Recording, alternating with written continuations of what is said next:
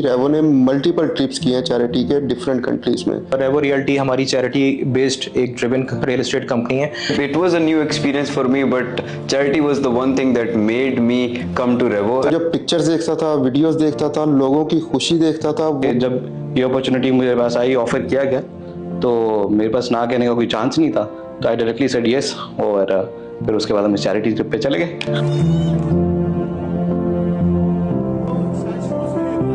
कभी खुद के हाथ से मैंने ऐसी कोई फील ही नहीं की है। मैंने कभी कोई चैरिटी एक्टिविटी में पार्टिसिपेट नहीं किया था। तो गूज़बम्स सबसे ज़्यादा तो तब हुआ जब वहाँ पे कुछ बच्चों को फर्स्ट टाइम हमने स्कूल यूनिफॉर्म्स के साथ शूज़ दिए, क्योंकि कुछ बच्चों के पास तो इवन स्लीपर्स भी नहीं थे पहनने के लिए, और हमेशा वो गाँव में ऐसी स्कूल में डेली आते थे। To see that one kid who was wearing the same pants for 2 weeks, they did not even have enough basic needs to survive, even for food and for clothes.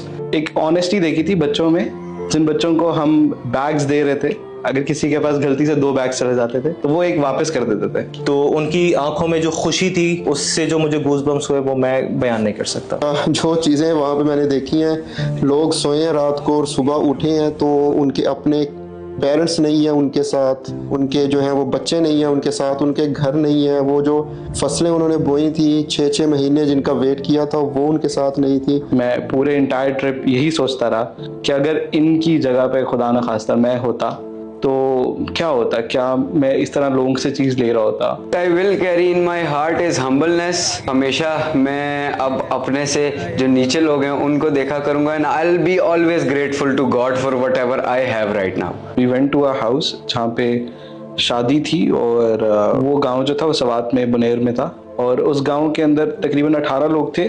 उसी time जो वो cloud burst हुए थे और वो पानी नीचे आया, और वो सब के सब जो थे वो उस सैलाब की नज़र हो गए, और दे लॉस्ट देयर लाइव्स। एक वहाँ पे भाई थे 30-35 ईयर्स, उन्होंने जो है वो सऊदी अरेबिया में काम करके अपनी जितनी जमा पूंजी थी वो इकट्ठी करके अपने गांव में आके घर बनाया था, और तो फ्लड आया, उनका वो घर भी गया, साथ में खुद भी जो है वो मौत की नज़र हुए हैं। If I had to describe this experience in one word, it would be eye-opening. तो व्हाट वी डिड कि हमने 500 फैमिलीज़ के लिए वहाँ पे फूड पैकेजेस का वो इंतज़ाम किया और उनको वो प्रोवाइड किए।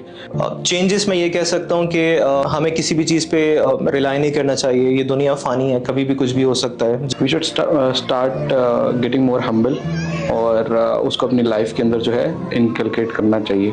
मैं भी एक बच्चे के साथ मैंने एक सेल्फी शेयर की थी। उस बच्चे का नाम है आदम खान।